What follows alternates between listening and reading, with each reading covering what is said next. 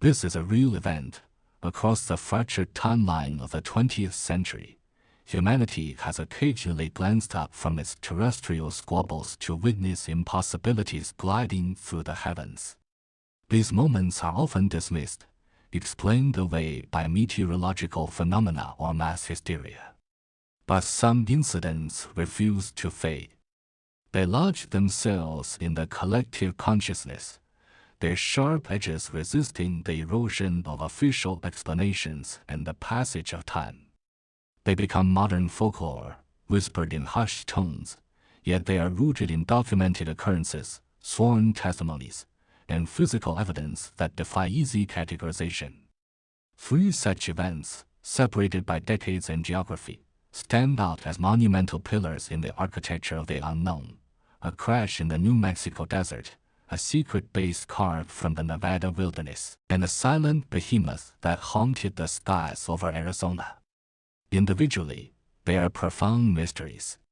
Connected, they form the chilling outline of a single, continuous narrative, suggesting that we are not just being visited, but are part of a program so vast and ancient it beggars belief.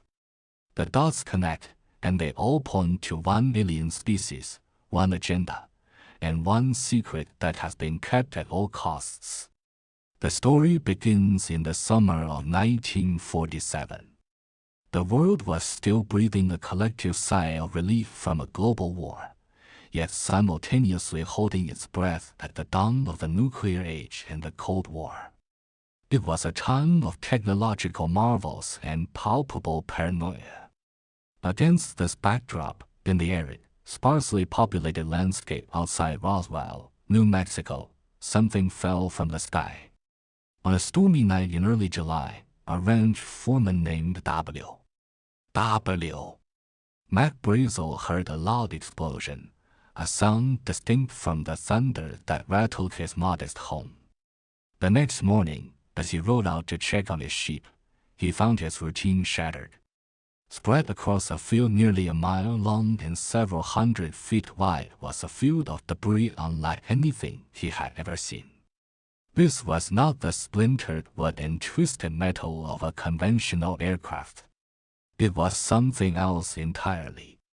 Brazel described the material with the simple awe of a man confronted with the impossible. There were scraps of a thin, foil-like substance.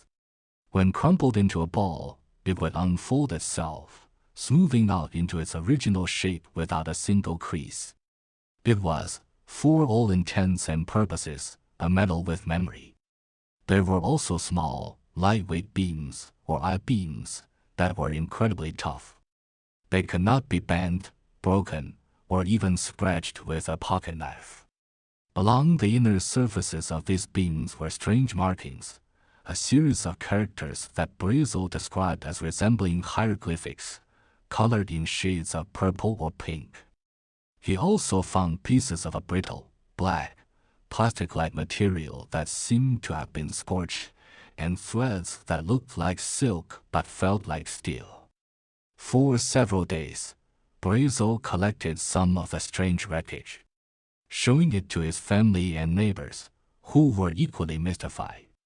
Finally, on July 6th, he drove into Roswell and reported his find to Sheriff George Wilcox. Sheriff Wilcox, sensing this was beyond his jurisdiction, immediately contacted Roswell Army Airfield, home of the 509th Bomb Group, the only nuclear-armed bomb group in the world. The military response was swift and decisive.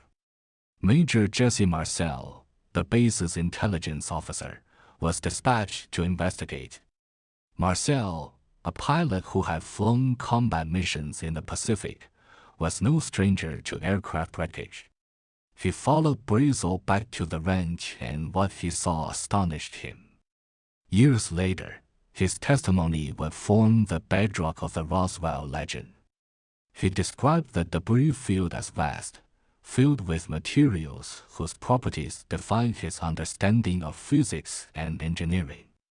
He loaded his car with a selection of the material and drove it back to the base, even stopping at his own home late that night to wake his wife and young son, Jesse Jr., to show them the flying saucer parts spread across their kitchen floor. Jesse Jr. would later recall holding the strange I-beams with their cryptic symbols and the memory foil that sprang back into shape. The following day, July 8, 1947, the military made a stunning announcement. A press release, authorized by the base commander, Colonel William Blanchard, was sent out over the wire. The headline was unambiguous: RAF captures flying saucer on ranch in Roswell region. The story was picked up by newspapers across the country and the world. For a few brief, extraordinary hours, the United States Army had seemingly confirmed the existence of extraterrestrial visitors. But then, just as quickly as it began, the story was killed. The debris was flown from Roswell to 8th Air Force Headquarters in Fort Worth, Texas. There, Brigadier General Roger Remy called a press conference. He laid out pieces of a tattered object on the floor of his office for photographers. It was, he explained, nothing more than the wreckage of a common weather balloon with its radar reflector or Raven target. Major Marcel was ordered to pose for photographs with the flimsy debris, his face a mask of forced compliance. He was instructed to confirm the official story and to never speak of what he had truly seen. The Roswell Army Airfield issued a retraction, and the world's most incredible news story died, officially reclassified as a mundane mistake. Mac Brazel, the man who found it, was reportedly held by the military for nearly a week, emerging a changed and reticent man who regretted ever reporting his find. The official narrative was set in stone. It was a weather balloon. Case closed. For decades, the case remained closed. But the truth, like the memory foil, refused to stay crumbled. In the late 1970s, Jesse Marcel, then a retired lieutenant colonel, broke his long silence. In a series of interviews, he vehemently denied the weather balloon story. He insisted the material he handled was not of this world. He described the military's swift and total clampdown on information, the intimidation, and the blatant cover-up he was forced to participate in. His testimony opened the floodgates. Other witnesses began to come forward. Walter Ott, the public information officer who had written the original flying saucer press release under Colonel Blanchard's orders, signed a sealed affidavit to be opened after his death. In it, he confirmed that the weather balloon story was a cover and that he had personally seen not just the debris, but the craft itself and the bodies of its occupants. The testimony of local mortician Glenn Dennis added another, more gruesome layer to the mystery. Dennis claimed he received several unusual calls from the mortuary officer at the Roswell base on the day of the incident. The officer inquired about the availability of small, hermetically sealed caskets and asked for advice on how to preserve bodies that had been exposed to the elements for several days. Later that day, Dennis claimed he went to the base hospital where he was confronted by military police. He said he caught a glimpse inside an ambulance of strange wreckage, including a piece with the same hieroglyphic-like symbols. A nurse he knew, Naomi Self, later met with him in secret. Visibly distraught, she described helping with a preliminary autopsy on several small, non-human bodies recovered from a second crash site. She described their large, bald heads, large, deep-set eyes, and frail frames. According to Dennis, the nurse was abruptly transferred to England a few days later, and he never heard from her the 1990s. In response to congressional inquiries, the United States Air Force released two comprehensive reports intended to be the final word on Roswell. The first, in 1994, replaced the weather balloon theory with a new explanation. The debris was from a top-secret program called Project Mogul. This project used long trains of high-altitude balloons equipped with sensitive microphones to monitor the atmosphere for sound waves from Soviet nuclear bomb tests. The Air Force argued that the foil-like material and balsa-wood beams of the balloon's radar reflectors could have been mistaken by untrained eyes for something exotic. The second report, in 1997, titled Case Closed, addressed the persistent rumors of alien bodies. It concluded that these memories were a confused amalgamation of different events, primarily the recovery of crash test dummies, anthropomorphic figures used in high-altitude parachute tests. The problem with this explanation was that the dummy tests, part of Project High Dive, did not begin until 1953, 6 years after the Roswell incident. The official explanations, while plausible on the surface, failed to account for the specific, high-strangeness details provided by credible, first-hand witnesses like Marcel. Project Mogul balloons did not have purple hieroglyphics. Their materials, while advanced for the time, were not indestructible or possessed of memory-like properties. And the timeline for the crash test dummies simply did not fit. The cover-up itself seemed disproportionate to a secret balloon project. The level of security, the intimidation of witnesses, and the immediate classification of the event at the highest levels suggested a secret of far greater magnitude. The most compelling speculation, the one that resonated with the evidence that refused to fit the official narrative, was that the military had indeed recovered an extraterrestrial vehicle and its biological crew. They had in their possession technology that could change the world and prove that humanity was not alone. The question was, what would they do with it? The answer, it seems, lies in a patch of desolate, sun-baked desert in Nevada. The place is officially known as the Nevada Test and Training Range. To the world, it is Area 51. Its existence, long the subject of feverish speculation, was not officially acknowledged by the U.S. government until 2013. Situated at Groom Lake, a dry salt flat, the facility was established in the mid-1950s as a development and testing site for clandestine aircraft. It was here that the U-2 spy plane and its successor, the SR-1 Blackbird, were born. For decades, the official purpose of Area 51 was to be the cradle of America's most advanced aviation secrets. But according to a growing body of evidence and whistleblower testimony, its most profound secret was not of human origin. The link between Roswell and Area 51 is not just theoretical.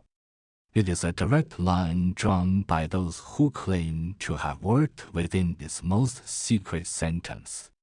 The wreckage and bodies recovered from the New Mexico desert in 1947 would have been the single most valuable scientific prize in human history.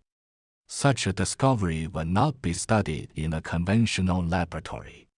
It would require a facility of unprecedented security, a place completely off the map, where the nation's best minds could work in total secrecy to understand and, if possible, replicate the technology. Area 51 was that place. The timeline fits perfectly.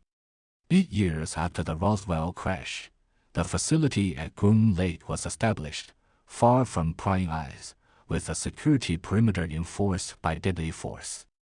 The primary human source for what allegedly happens inside Area 51 is Robert Bob Lazar. In 1989, Lazar came forward with an extraordinary story. He claimed to have worked as a physicist for a brief period at a clandestine facility called S4, located at Papoose Lake, several miles south of the main Area 51 complex at Groom Lake. His job, he stated, was to help reverse engineer the propulsion system of one of 9 captured alien spacecraft housed in hangars built into the side of a mountain. Lazar's account was incredibly detailed. He described the craft he worked on, which he called the sport model, as being sleek and seamless, looking as if it were formed from a single piece of molded metal. He claimed its propulsion system was a gravity amplification system, powered by a reactor fueled by a then unknown stable isotope of element 115, later synthesized and named Moscovium. According to Lazar, this element, when bombarded with protons, created a gravity wave that could be focused and controlled, allowing the craft to bend spacetime and travel vast distances almost instantaneously without experiencing g-forces. This gravity propulsion would explain the impossible flight characteristics reported by UFO witnesses for decades: silent, instantaneous acceleration, right-angled turns at incredible speeds, and hovering without any visible means of lift. Crucially, Lazar also claimed to have been given access to briefing documents that detailed the history of human interaction with the beings who built the craft. These documents, he said, stated that the extraterrestrials, referred to as the Greys, hailed from the Zeta Reticuli star system. The documents allegedly described a long-standing relationship between the Greys and the U.S. government, dating back several decades. This relationship was not one of equals, but more of a Faustian bargain. The government had agreed to allow the Greys to conduct limited, clandestine abductions of human beings for study in exchange for advanced technology. Lazar's physical description of the Greys from these briefing documents matched the descriptions that had leaked out of the Roswell incident for years: small, slender bodies, grayish skin, large, hairless heads dominated by enormous, opaque black eyes, and vestigial mouths and noses. He was describing the same beings that nurse Naomi Sal had allegedly seen on a gurney at the Roswell Base Hospital. The dots were beginning to connect with terrifying clarity. The 1947 crash was not an isolated incident. It was a catalyst. It provided the U.S. government with the physical proof, both technological and biological, and initiated a relationship that would be codified and managed at Area 51. The work at S4 was not just a scientific project. It was the fulfillment of a treaty. Skeptics have worked hard to discredit Lazar, pointing to inconsistencies in his educational and professional records. Yet, much of his story has been oddly corroborated over time. He mentions specific security systems, like hand scanners that read the bone density of a person's hand, which were unheard of in 1989 but are now commonplace. His W-2 form shows he was paid by the Department of Naval Intelligence, and his name appears in a 1982 Los Alamos National Laboratory phone book, lending credence to his claims of being in that world. Most compellingly, his description of element 115 as a fuel source for gravity propulsion, while still far beyond our public science, provided a coherent and detailed theoretical framework for how such a craft might operate. The greatest secrecy at Area 51, Lazar contended, was not to protect new American spy planes, but to hide the fundamental truth that the most advanced technology on Earth was not of Earth at all. It was alien, and it was being studied in a desperate attempt to catch up. But what if we were never meant to catch up? What if the technology was merely a leash, and its owners decided it was time for a demonstration? That demonstration may have come on the night of March 13, 1997, exactly 50 years after the Roswell incident. On that clear evening, an event of unprecedented scale and visibility unfolded in the skies over Nevada and Arizona.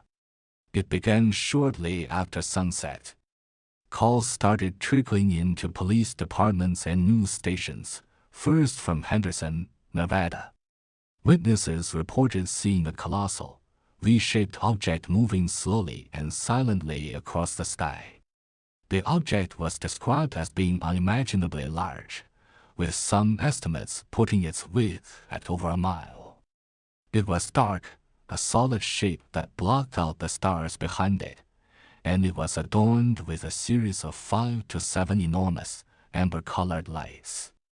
The object continued its silent, majestic journey south, entering Arizona airspace around 8:15 p.m. Thousands of people in the Prescott and Dewey areas watched it pass overhead. It was flying at a low altitude, and its most frequently reported characteristic was its profound silence. There was no engine roar, no sonic boom, no sound whatsoever to accompany its passage. It moved with a slow, deliberate grace that defied its immense size.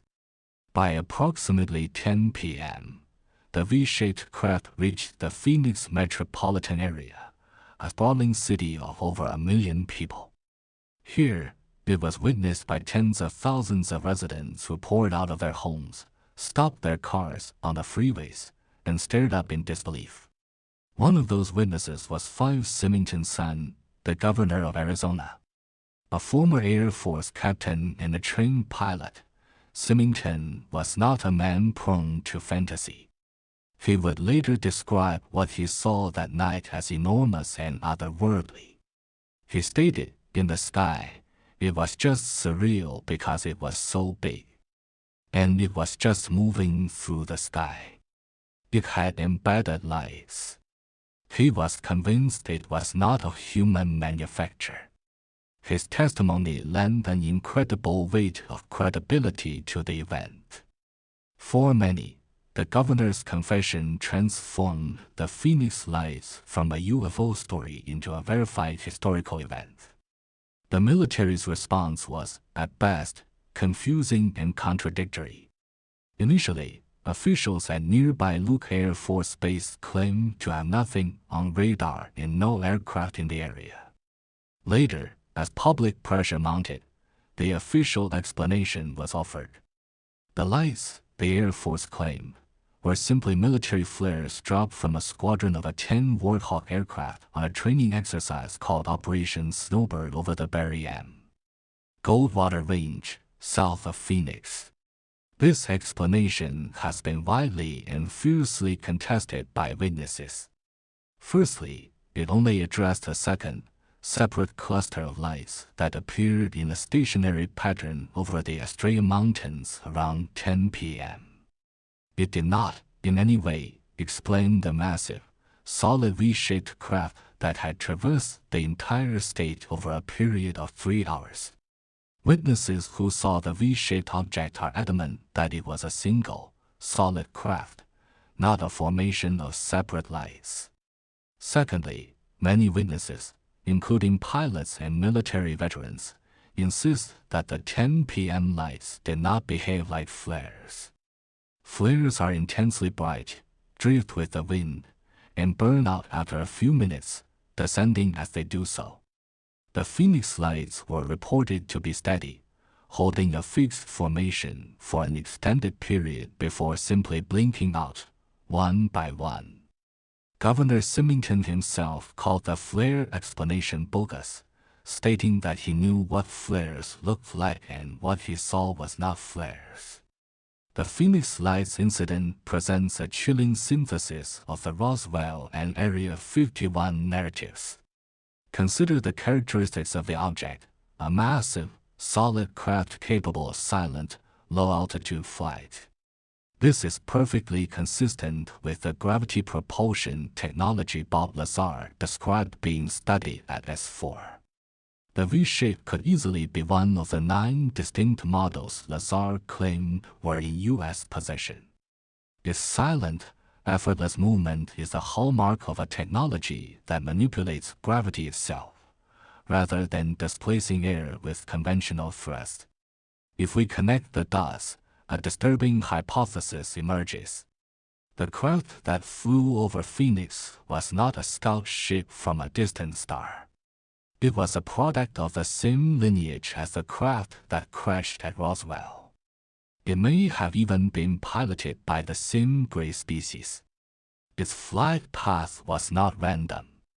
It flew from the direction of Nevada, where Area 51 is located, and passed directly over a major metropolitan area that is also home to a significant Air Force base. It was not intercepted, it was not challenged, it flew with impunity. Why would they do this? Why, after 50 years of alleged secrecy, would this alien presence reveal itself so overtly to hundreds of thousands of people? The timing, 50 years after Roswell, seems too perfect to be a coincidence. Perhaps it was a message, a demonstration of power not to the general public, but to the human government with which they had a treaty. A reminder of who was truly in control. The technology that the scientists at Area 51 were so desperately trying to understand and replicate was displayed in its fully operational, awe-inspiring form. It was a statement. This is what we are capable of. Your progress is noted, but do not forget the gap between us. The Phoenix Lights were not a visit. They were a flyby from the landlords of a planet we only think we own. The narrative thread is now complete, weaving a tapestry of breathtaking scope. A crash in 1947 provides the hardware and the biological evidence, forcing the world's most powerful government into a secret pact. A hidden base in the desert becomes a laboratory for a decades-long, clandestine project to understand and exploit alien technology. And a brazen flyover in 1997 serves as a stunning 50-year anniversary reminder of a power differential, a public display of technology so advanced it renders our own obsolete. The same beings, the Greys, are at the center of each event. The same technology, based on gravity propulsion, is the key to understanding their capabilities. Roswell was the thesis, Area 51 was the analysis, and the Phoenix Lights were the conclusion. But this conclusion does not end the story. It only deepens the mystery and raises a far more terrifying question. We have been focused on connecting the dots of past events, assuming we are looking at a historical puzzle. But what if the pattern is not historical, but predictive? What if the goal of a long-standing alien presence and the secret government program at Area 51 was never just about reverse engineering? What if the true purpose was integration? The Roswell crash was not an accident, but an insertion. The deal struck with the government was not for technology, but for access. The slow, methodical work at Area 51 is not about building our own saucers, but about preparing our infrastructure, both technological and biological, for a new paradigm. The Phoenix Lights were not a warning, but a readiness check, a final survey before the next phase of a plan set in motion long ago. The dots do not point to a secret about our past. They point to a plan for our future. And so, the core mystery remains, more potent than ever. It is not are we alone? Or did a saucer crash at Roswell? The question has become far more intimate, far more unsettling. What is the nature of the bargain struck in the shadows of 1947? What is the ultimate goal of the beings who have operated with impunity in our skies and, allegedly, in our society for more than 70 years? The phenomena have not stopped. Strange, silent, triangular craft, eerily similar to the Phoenix Lights but smaller, are now routinely reported by credible U.S. Navy pilots, tracked on sophisticated radar systems, and officially designated as unidentified aerial phenomena. The low-frequency, seismic humming detected in the deserts of the American Southwest continues, a sound with no discernible natural or man-made source. It is the sound of machinery, deep underground. It is the sound of a project that is not over, it is accelerating.